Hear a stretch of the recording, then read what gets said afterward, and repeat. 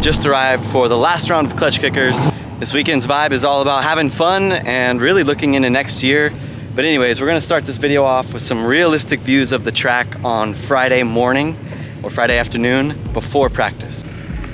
Okay, so this is the track.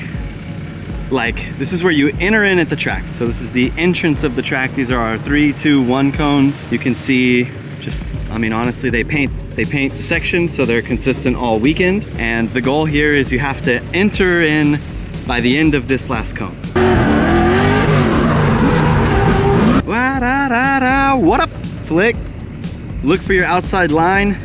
Don't drop a tire, but definitely stay nice and wide here, because as you can see from this view, it's a pretty tight line into turn 1. So when you're in the car, obviously you go straight to angle, and sometimes you can find yourself a little too inside here. So it's very important to keep your eyes looking outside so you can get set up for outer zone 1. So outer zone 1, and I think it's outer zone, it's either 3 or 4 is my favorite.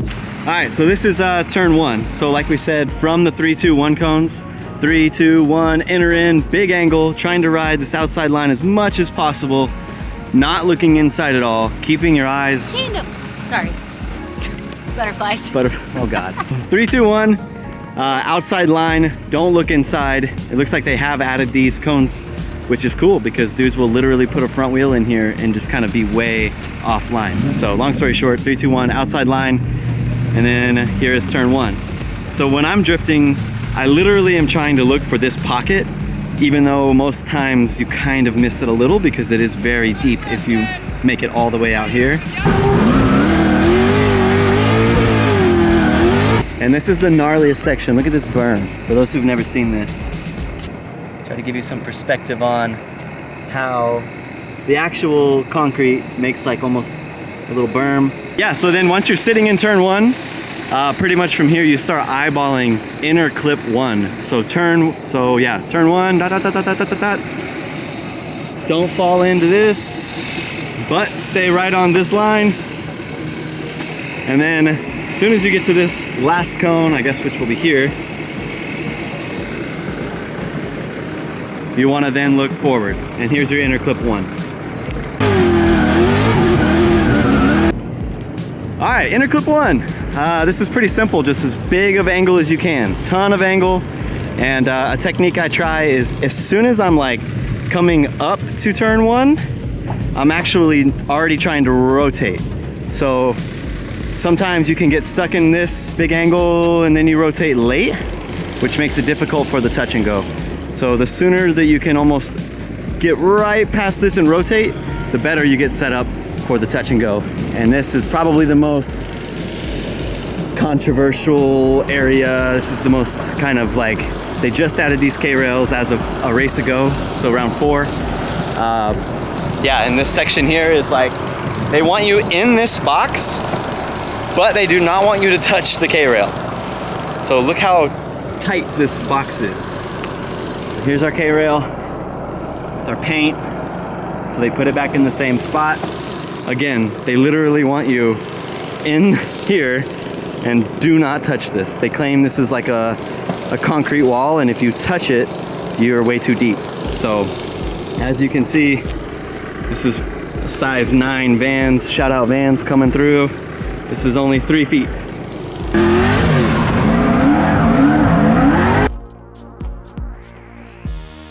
But yeah, so once you get into touch and go, the goal is just to stay in here for 1 second and get out of it. And then here comes the probably the hardest timing section, where touch and go comes up so quick, switch back, and then immediately start aiming out for the outer zone 2. All right, you can see they're still working on the track. These boys put in a lot of work. What up? Yo, thanks for putting in work, dude. Yeah. We appreciate it. Thought we weren't gonna make it. Hell yeah. We're here though. Yeah, we had it done. Hell yeah, we appreciate it. Yeah. But yeah, man, they're always putting in a lot of work. It looks like they're patching up any divots or things that have happened maybe before or last round.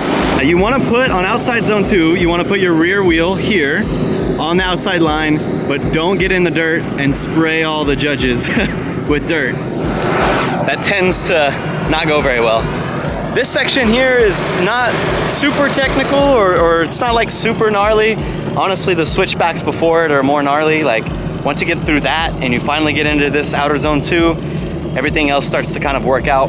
So with that being said, that leads you into kind of whatever you want to call maybe outer 3 or continuation of outer zone 2. Like it's got a lot of like little feedback in the car when you're driving this section. Sometimes it's hard to tell with this like jump if you're actually kind of feeling the berm. So I've noticed I get a little confused sometimes, and you can also see that this line, I mean it goes pretty freaking straight and then it starts to come in. So that's a little bit different in the car to get on an outside line, but it actually then tightens up more towards the exit. So yeah, still in this outer zone. Again, they've got some nice paint on the ground. Don't worry guys, we're almost done with the track walk. Just kind of wanted to like give you some realistic viewpoints when we arrive, what it looks like and what's going down. So yeah, outer zone here, we're leaving it. Here comes another transition.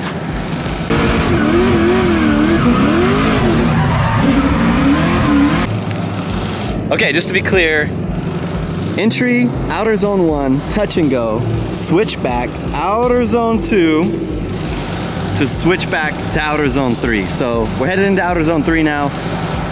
This section here, again, you can kind of see, you know, you're coming off this 180 and right back into throttle here.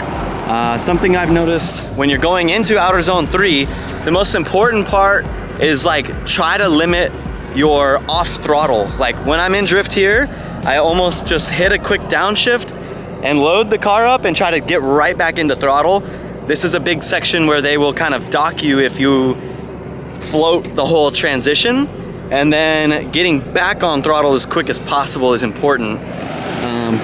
But yeah, in real life, dude, like this section comes up pretty quick, but that's where you need to use the car's on throttle rear wheel to hold that line. That's the goal. Looks like here they've built up the berm pretty good, so that's pretty sweet.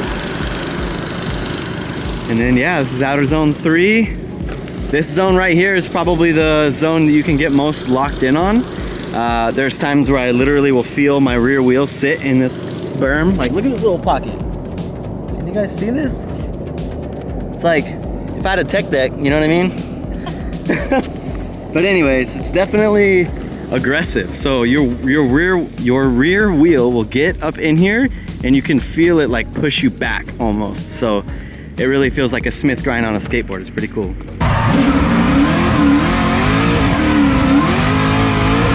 Okay, yeah, just wanted to kind of give you guys a track walk. I'll keep my camera on me if anything cool happens from here. My girl's on a butterfly chase. Look at him. Oh my God.